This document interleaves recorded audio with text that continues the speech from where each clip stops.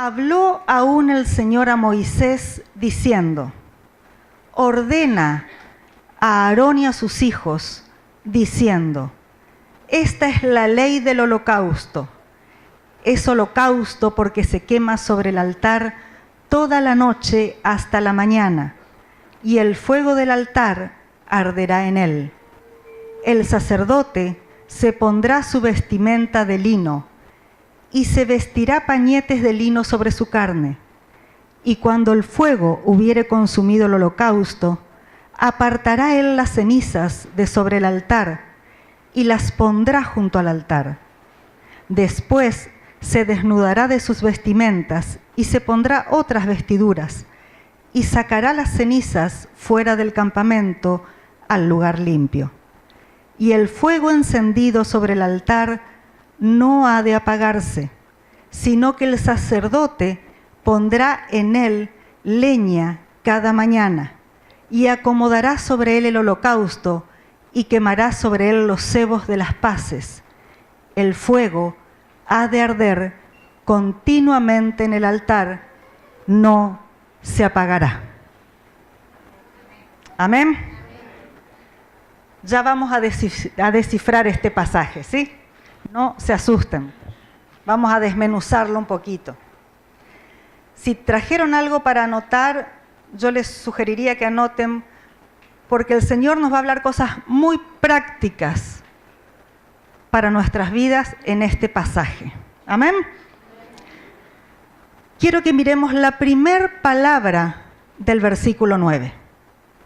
Primer palabra del versículo 9. Ordena. Ordena. La palabra ordena en el original que dice, que nos está hablando acá Moisés, usa la palabra tzav. Está usando la palabra tzav.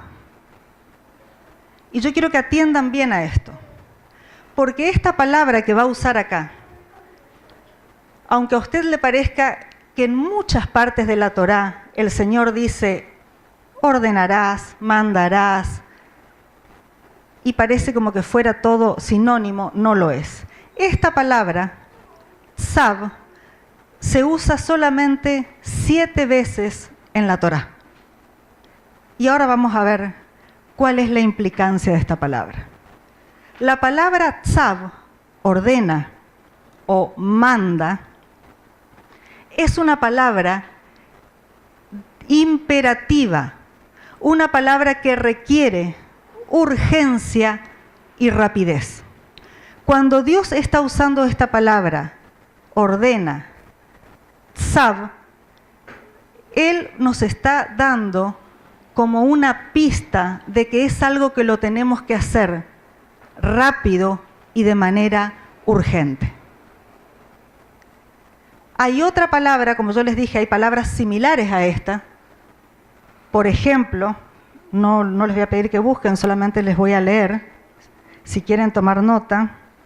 Éxodo, capítulo 27, versículo 20. Dice: y tú mandarás a los hijos de Israel que te traigan aceite puro de olivas molido para la luminaria, para hacer arder continuamente las lámparas. Acá esta palabra, mandarás, ordenarás, puede decir también en otras versiones, lo que usa es una palabra muy similar que comparten la misma raíz, pero que no es lo mismo. La palabra que usa acá es tetzavé. Tetzavé. ¿Ven que suena parecido? Tzav, tetzavé. Suena parecido, ¿sí? Pero no es lo mismo. Y quiero que veamos las dos diferencias. Cuando el Señor le dice a Moisés, tetzavé, ordenarás, lo está haciendo en tiempo futuro y para el pueblo de Israel. Ahora, cuando usa tzav, ordena, que se lo está diciendo en este versículo de Levíticos, está diciendo, ordena para que lo hagan ya y para que lo hagan rápido. segunda connotación, no le está hablando al pueblo de Israel, le está hablando específicamente a los sacerdotes y a los hijos de los sacerdotes. ¿Por qué nos interesa esta palabra a nosotros? Porque dice en Apocalipsis que nosotros somos reyes y... Amén. Somos reyes y sacerdotes. O sea que esta palabra es para nosotros, para nuestros hijos y para nuestras generaciones. Cuando usa la palabra tzav, ordena, manda, el Señor está diciendo, lo tenés que hacer rápido, lo tenés que hacer de manera inmediata, porque es para vos, es para tus hijos y para tus generaciones. Por eso es tan importante. ¿Se entiende la diferencia y por qué vamos a prestar atención a esta palabra? Ahora vamos a entrar a ver esto que el Señor nos quiere hablar a nosotros, sus sacerdotes. Y yo quiero que veamos en este pasaje de Levítico 6, del 8 al 12, volvemos a este pasaje porque vamos a desmenuzarlo un poquito. Yo quiero que veamos 3 aspectos en donde el Señor nos pide urgencia, inmediatez, que seamos rápidos en cumplir su palabra. Una de las características del sacerdote era que tenía que ser rápido, tenía que ser veloz para cumplir las órdenes del templo. Yo no sé cómo se imaginan ustedes que era el servicio sacerdotal, porque hoy en día, al no tener templo, al no tener todos los sacrificios, nos es un poco difícil entender, nos es hasta difícil imaginarnos cómo funcionaba el templo. El templo no es que el sacerdote estaba, uno piensa en el sacerdote, ¿qué piensa uno? Uno que está alabando delante de Dios, así, en estado místico, se nos hace eso. Pero en realidad el trabajo del sacerdote era un trabajo físico, era un trabajo que requería rapidez, requería dedicación y esfuerzo físico. Ustedes imagínense que tenían 3 sacrificios diarios. Esos 3 sacrificios diarios se hacían en un horario determinado, con oraciones determinadas, y los sacrificios era, para los que nunca leyeron Levítico o esta parte del Antiguo Testamento, eran sacrificios de animales. El trabajo del sacerdote era que le traigan, de acuerdo a las ofrendas, los diferentes animales, abrirlos, faenarlos, sacarle las tripas, sacar la grasa por un lado.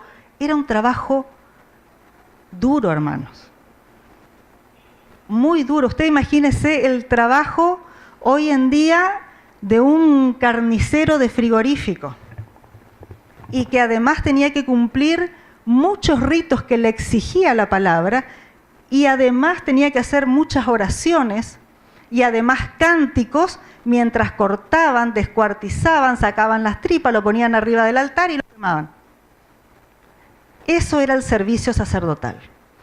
Es a veces un poco diferente a lo que nosotros nos imaginamos que era el servicio del templo. Ahora sí, volvemos a esta palabra que el Señor le da de manera específica a los sacerdotes. La otra palabra, y todas las veces que ustedes ven, mandarás, ordenarás, era para el pueblo. Acá le habla a sus hijos específicamente que estaban a su servicio. Sacerdotes, hijos y generaciones. Y se los voy a repetir porque Dios está preocupado en vos, en tus hijos y en tus generaciones. Amén.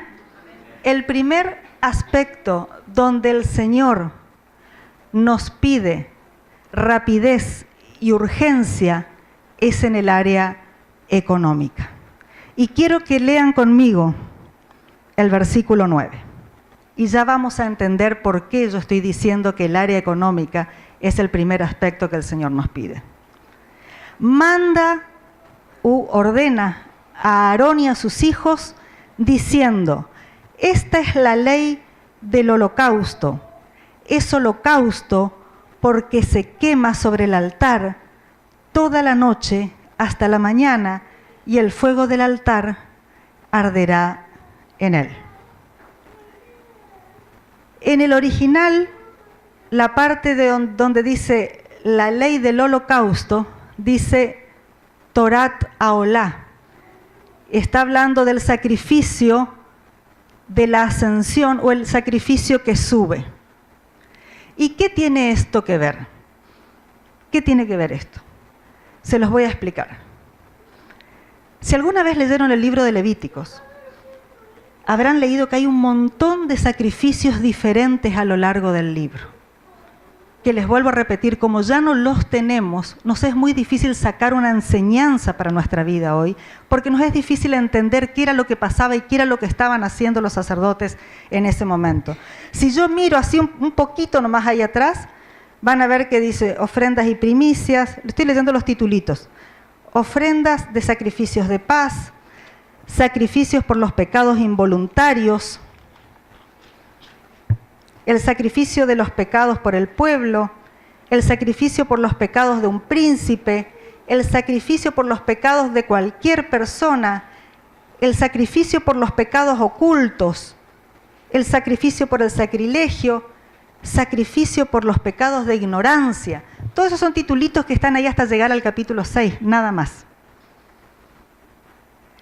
¿Cuál es la diferencia y por qué el Señor le va a dar la orden de rapidez a los sacerdotes en este versículo?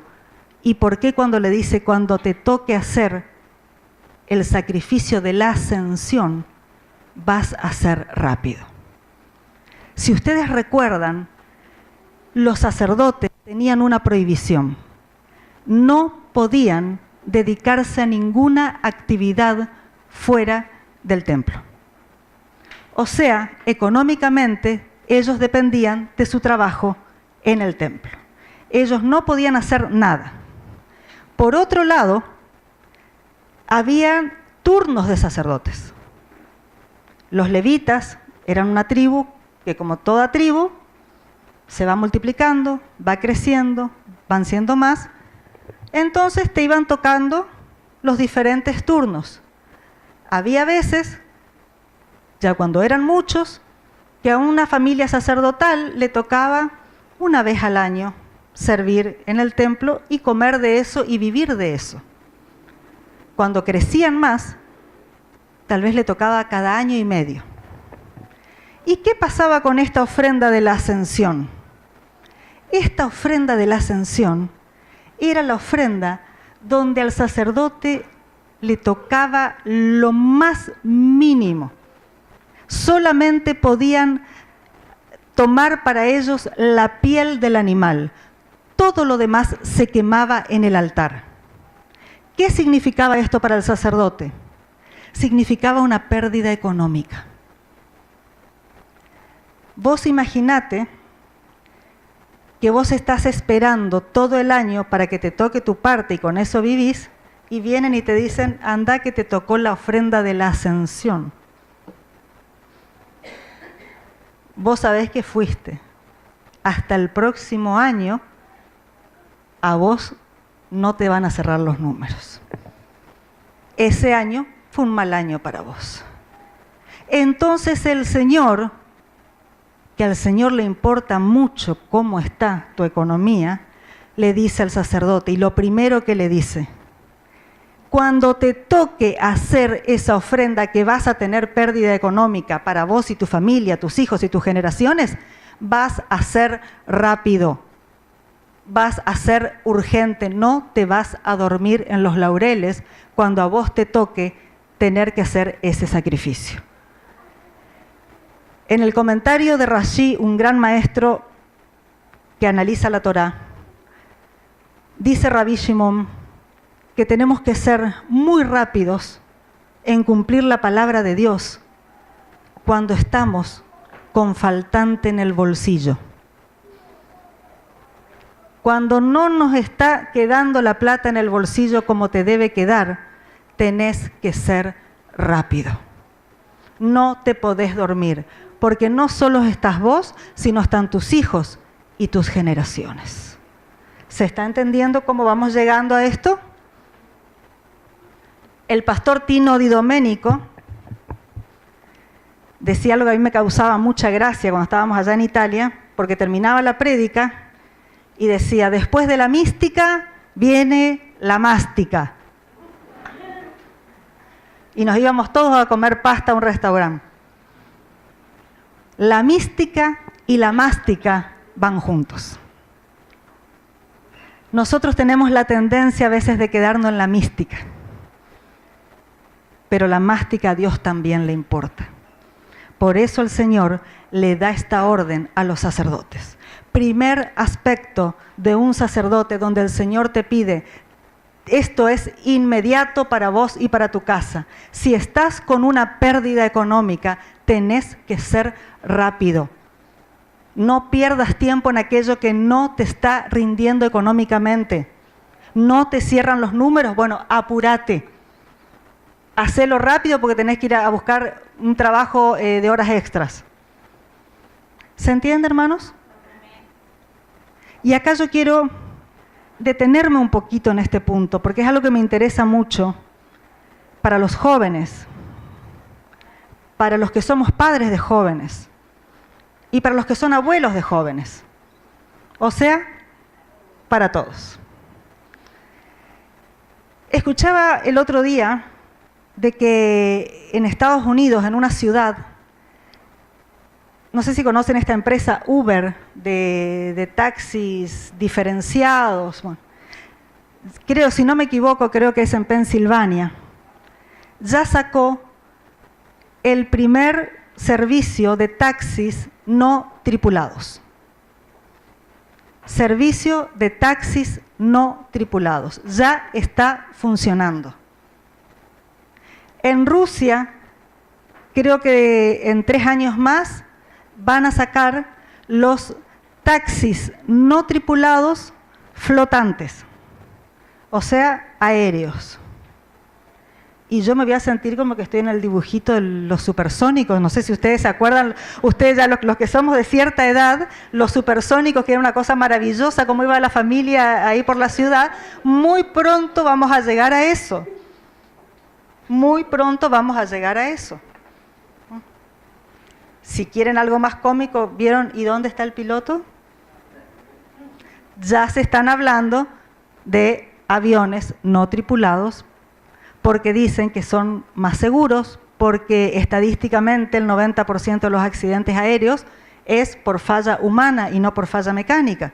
Ahora yo te digo, yo voy, le juro, cada vez que voy a subir a un avión, ya no sé qué hacer, y eso que va con 2 pilotos, con copiloto, con azafata, con todo. Imagínense que le digan, súbase a un avión donde no hay nadie que maneja. Eso que parece de ciencia ficción, hermanos, está llegando, nos está llegando. ¿Y a qué voy con esto? Que cada vez va a haber menos fuentes de trabajo. Ya va a haber un grupo de personas que son choferes en Estados Unidos que van a empezar lentamente a quedarse sin trabajo a medida de que esto avance. Entonces tenemos que pensar en el futuro de nuestros hijos. Jack Ma, uno de los millonarios ya a nivel mundial, no sé si escucharon hablar de él, seguramente los jóvenes, Jack Ma, el dueño, el idealizador o realizador de la página Alibaba. Alibaba es como el Amazon chino, líder mundial en ventas en Internet. Su empresa vale más que Walmart. Walmart, ustedes conocen los negocios Walmart, y no crean de que este sermón está auspiciado por Walmart ni por Alibaba, nada que ver, pero tengo que mencionarlo para que ustedes se den una idea de qué estamos hablando. Walmart tiene grandes negocios, grandes tiendas, edificios, hermanos, estamos hablando de grandes edificios en todo el mundo. La empresa de este hombre, que serán grandes oficinas, pero nada más que oficinas con gente que habla varios idiomas y que está sentado en las computadoras, vale más que Walmart. Para que ustedes se vayan dando una idea hacia dónde va el mundo. Y él decía, el futuro laboral del mundo de acá a mediano plazo está siendo oscuro. no dice a largo plazo, a mediano plazo, el futuro laboral va a ser oscuro hasta que el mundo se vuelva a reacomodar. Y como él es un visionario, un hombre que ve más que otros hacia adelante, yo creo que tenemos que escucharlo. Por nuestros hijos, para asesorar a nuestros hijos. Entonces, ¿qué dice él? Así como hubo problema de reacomodamiento laboral en la época de la Revolución Industrial, los que hemos estudiado en historia en el colegio, que estudiábamos lo que había pasado, que empezaron a aparecer las primeras máquinas, la gente empezó a quedar sin trabajo, pobreza, empezaron los sindicatos, todas esas cosas que lo hemos estudiado en la escuela, lo vamos a tener que ver nuevamente a cómo nos reacomodamos de acá a un mediano plazo. ¿Y por qué les digo esto? Porque yo creo que nosotros, como padres, como líderes de jóvenes, tenemos que saber asesorar a nuestros hijos. Tenemos que saber asesorar a nuestros hijos. Que sean rápidos, que no pierdan el tiempo. Yo me acuerdo de la ecuación que nos compartía el pastor hace no muchos domingos atrás, cuando hablaba de la ecuación de conocimiento, tiempo y dinero. No sé si se acuerdan de ese mensaje, que si usted no invierte tiempo en el conocimiento, lo que te va a faltar después es dinero. Y te iba mostrando cómo la inversión que hacías en las diferentes áreas, las consecuencias que te traía, ¿sí? Asesore a su hijo, aconseje a su hijo cómo invertir su tiempo. Es muy importante cómo invertir el tiempo. Asesórelo en qué carrera va a estudiar, en dónde se va a meter. Si vos ves de que eso ya está quedando obsoleto, animalo a que busque algo parecido, pero en algo que usted está viendo de que eso va a poder ser implementado de acá adelante. Porque es el futuro de nuestros hijos y de nuestras generaciones. Y Dios está preocupado por eso.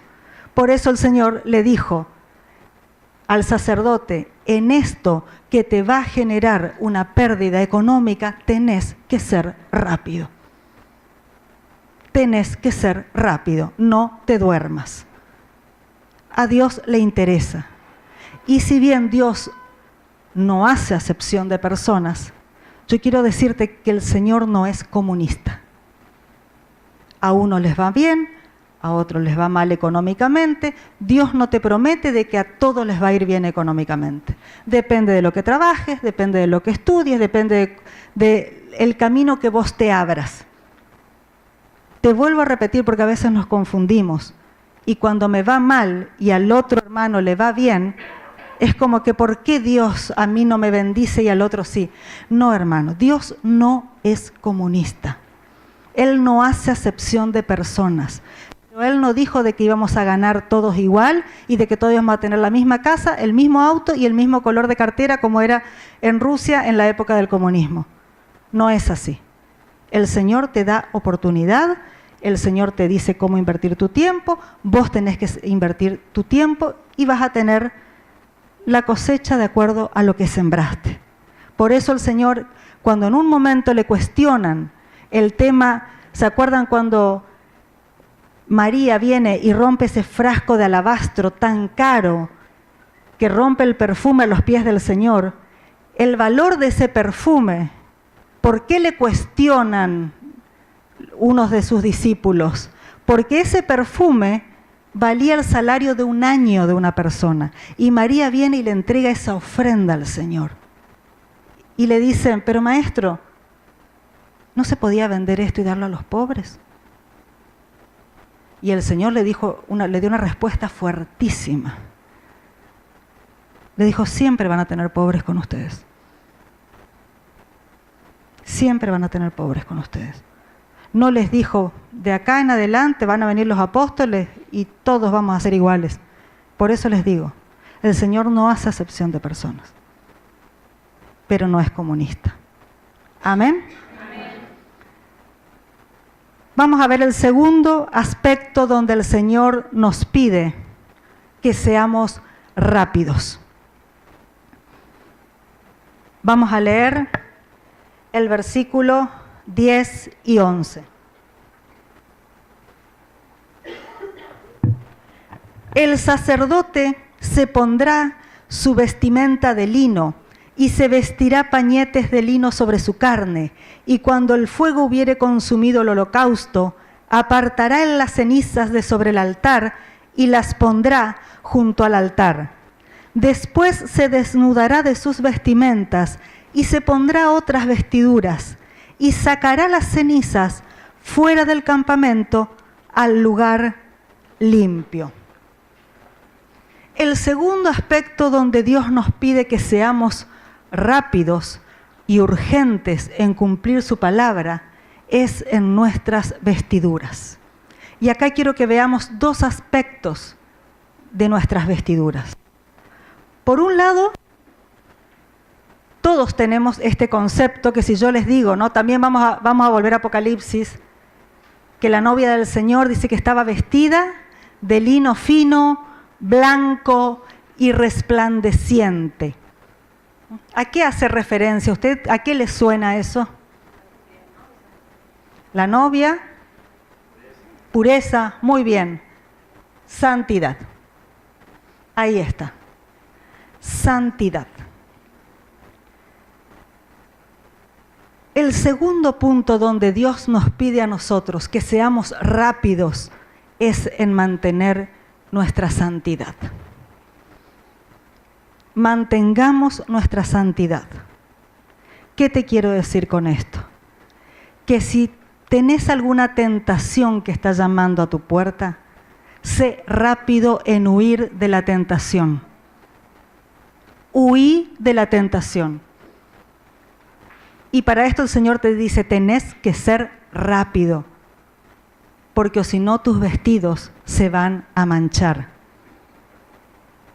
Y ya que acá mencionaron la novia, me acuerdo que había un maestro de la palabra que decía, el Señor viene a buscar una novia blanca, resplandeciente, linda, no una novia toda vieja, arrugada, caída, toda machucada. ¿Usted me está entendiendo? Si vos dejás que la vida te ensucie, te arrugue, te machuque, no sos la novia que el Señor va a venir a buscar. Tenemos que mantener nuestras vestiduras limpias para el Señor. Y en eso tenemos que ser rápidos, nos guste o no nos guste. Es el mandamiento del Señor para nosotros, para nuestros hijos y para nuestras generaciones. Sé rápido en mantener tus vestiduras limpias. Por eso le dice después que como se iba a salpicar de cenizas, le dice andá y cambiate y ponete otras vestiduras limpias nuevamente. ¿Por qué le dice esto? Porque todos podemos salpicar nuestras vestiduras. Todos somos falibles, seres humanos que caemos y volvemos a caer y pedimos perdón y volvemos a caer, porque es la naturaleza humana. Pero el Señor te dice, sé rápido en que si tus vestiduras están salpicadas, andá y cambiate. Y que no te encuentre con las vestiduras con manchitas de ceniza. Andá y cambiate. Sé rápido. No te quedes con esa vestidura sucia mucho tiempo. Mantenete con las vestiduras dignas de la novia del Señor. Amén. Y el segundo aspecto, que se los quiero leer como está en el hebreo original, dice, el sacerdote vestirá su vestimenta, su túnica de lino, a su medida. Y esto lo recalca. El sacerdote tiene que tener la vestidura a su medida. Tiene que ser hecha para vos. Y acá quiero hablarles a las chicas, a las mujeres y a los que tenemos hijas mujeres, sobrinas mujeres, nietas mujeres y todo contacto que podamos tener con las chicas de nuestro tiempo. Leí una frase que me gustó mucho con respecto a la violencia de género que estuvimos viviendo y que estamos viviendo en este triste mes de abril para las mujeres. Decía, si te aprieta, no es tu talla. Si te aprieta, no es tu talla. Y acordate que vos sos un sacerdote del Señor. La vestidura tiene que estar hecha a tu medida. La vestidura tiene que estar hecha a tu medida. Si hay algo en una relación que te está apretando, no es tu medida. No es tu medida. Y ahí está la imagen esa tan bonita que yo creo que todos conocemos. A ver, ¿se acuerdan de qué cuento es? De Cenicienta, de Cenicienta. En mi infancia había dos cuentos que no me gustaron. Hansel y Gretel y Cenicienta. No me gustaban. Después en otra oportunidad le voy a contar Hansel y Gretel por qué, pero hoy les voy a contar de Cenicienta.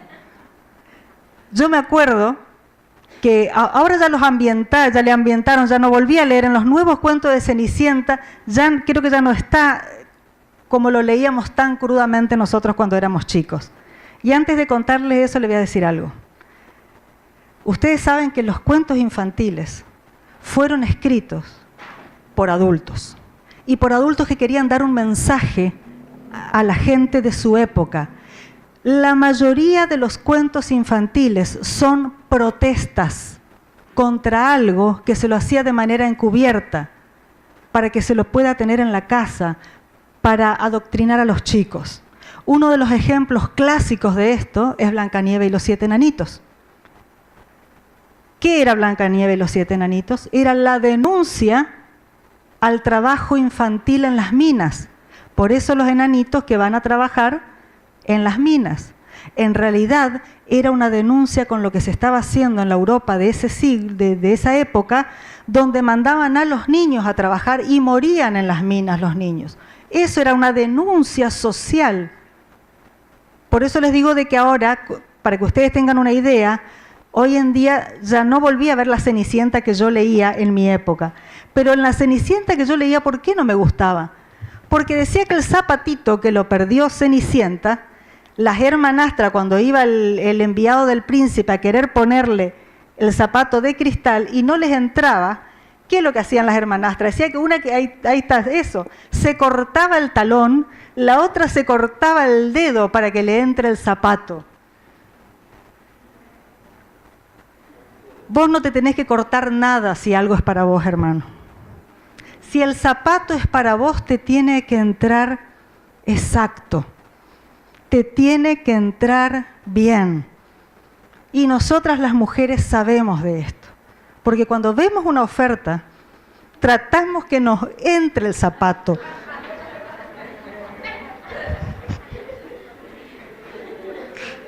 Y es número 38 el mío, pero es 37. Y decir, y dame, me pruebo que capaz es un 37 grande y me queda.